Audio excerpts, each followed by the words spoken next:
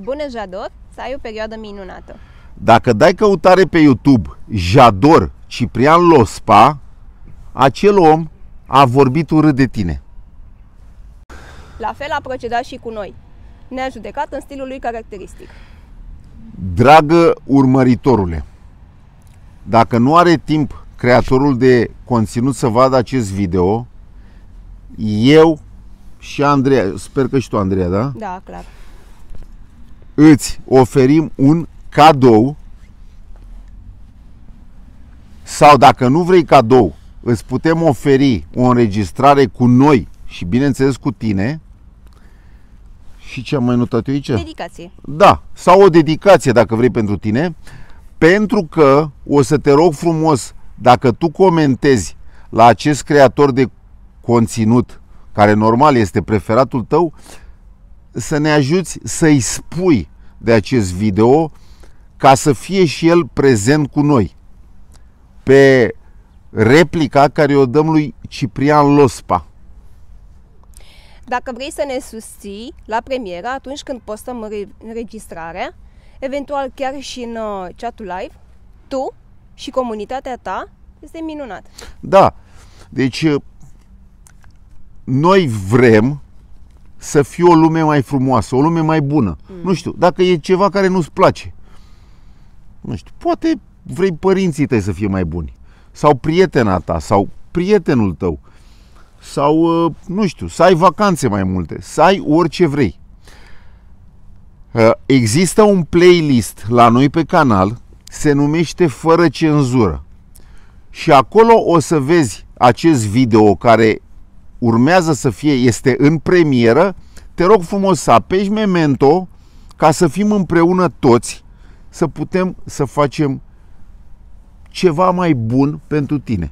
Deci ceva mai bun pentru tine. Asta e tot ce vrem noi să facem.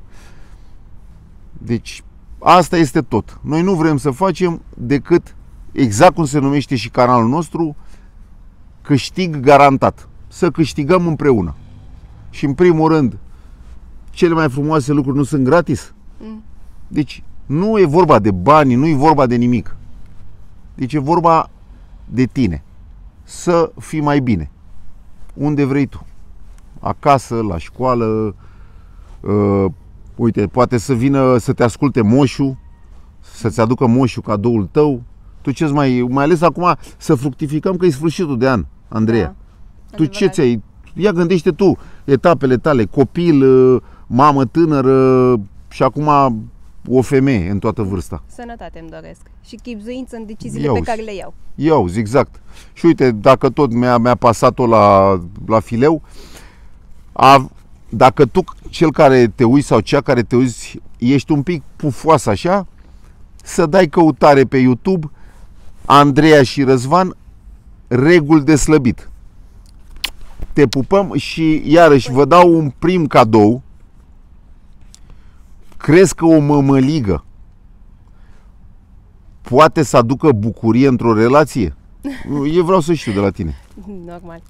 O mămăligă în formă de inimă. Și cum o găsești? Dai Andreea și Răzvan, mămăligă inimă. Și ăsta e primul cadou mic.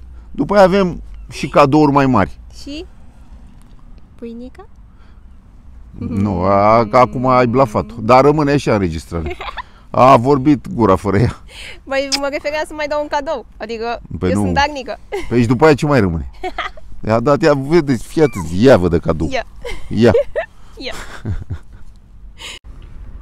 Lumină, pace și prosperitate, doar gânduri bune și un decembrie, că suntem în luna decembrie, în luna cadourilor, în anul 2021, cum ți-l dorești? Să primești tot ce vrei tu, tot ce îți dorești tu. Gânduri pozitive.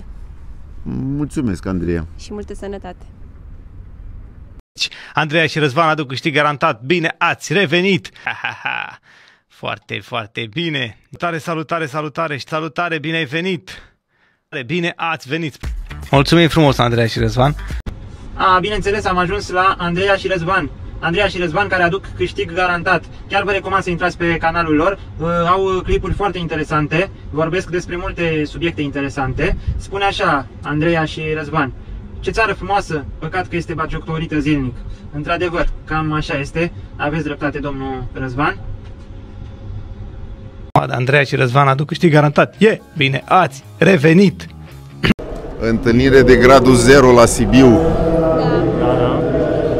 Cum e? Am înțeles că ai făcut și tu sport, nu? Am făcut câțiva ani, însă acum încerc să mă apuc la sfaturile tale, la îndrumările tale. Bravo! Și de cât timp? Cum ai găsit canalul? Pur și simplu mi-a apărut pe YouTube. Pe bune? Și, da, pe bune. Și care e ăla de sport, nu? Cel de sport, canalul de sport. Vezi, dacă ești tu drăguț, să ne comentezi că mai avem un canal. Am văzut că mai aveți un canal, dar o să intru și pe canalul celălalt. Da? Da. Bine, dragule, aștept să ne scrii, să ne spui că o să stai acum ca spectator la concursul de la campionatele naționale de culturism și fitness. Să ne spui părerea ta în comentarii. Sigur. Cum e în culise aici? E o atmosferă super, nu mă așteptam să ajung aici. Da. Trebuie ușor. Ne scrii nouă, trebuie ușor, foarte cu cap. Ușor. Eu am început la 45 de ani, deci stai liniștit. Și Andrei a început la 40 de ani. Tu ai 24. Mulți înainte. Mulțumesc la fel. Deci la început de drum, da. E timp. Da. Bun. Bine. Mulțumim Te pentru pupăm. ce ne învățați și urmărim. Mulțumim și noi. Content foarte interesant la Andreea și Răzvan, aduc câștig garantat. Dați acolo un subscribe. Sunt niște oameni faini. Noi nu ne certăm, dragul nostru, noi comunicăm, este normal, doar așa apare dragostea prin comunicare, adevărat. Să împărtășim idei de calitate împreună pentru o lume mai bună. Cine nu-și dorește mai multă dragoste, mai multă iubire, mai multă recunoștință, mai multă stimă? Respect. Cine? Respect, ia auzi. Libertate. Libertate, exact. Da, libertatea e greu încercată. Și sănătate. Bine. Sănătate întâi de toate. Gata. Puiuț? Încă ceva, vreau să mulțumesc și lui Andreea și Răzvan, care și ei sunt niște oameni minunați și puteți să vă abonați la canalele lor. Are 2 canale și merită să vă abonați și la ei. Pământul ăsta, România de azi, Dacia de ieri, este de fapt grădina Maicii Domnului.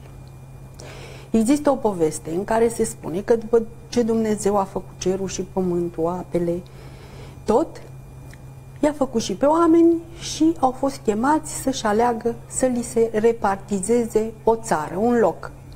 Și fiecare s-a dus, fiecare neam și-a ales câte o țară. Românii au stat la urmă. Și în momentul în care au ajuns la Dumnezeu și la Fiul lui, au zis: Doamne, dă-ne și nouă.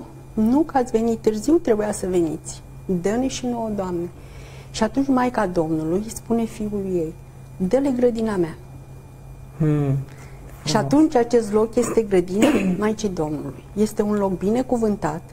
Este un loc în care avem absolut de toate. Nu ne lipsește nimic.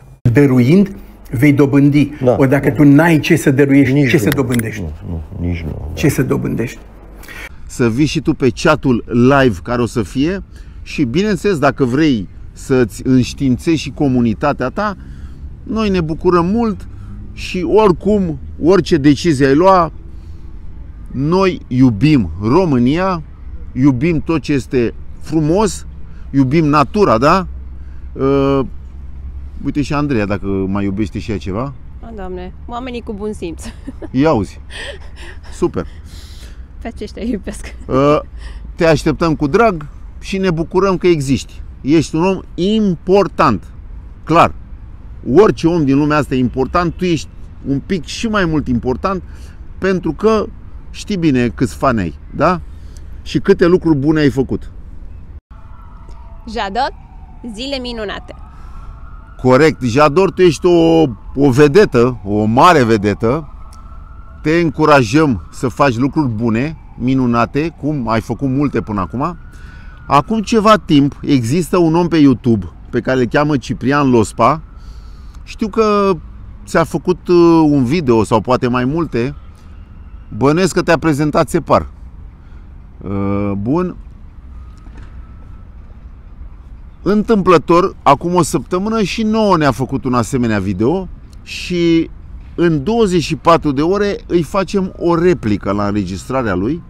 M-aș bucura mult dacă consider necesar tu și eventual prietenii tăi să avem un schimb de păreri de bună calitate în chatul live care o să fie în răspunsul meu către Ciprian. M-aș bucura mult. Tot ce îți dorești pentru tine și toată audiența ta, vibrații pozitive pentru o Românie frumoasă, plină de respect. Gânduri bune. Da.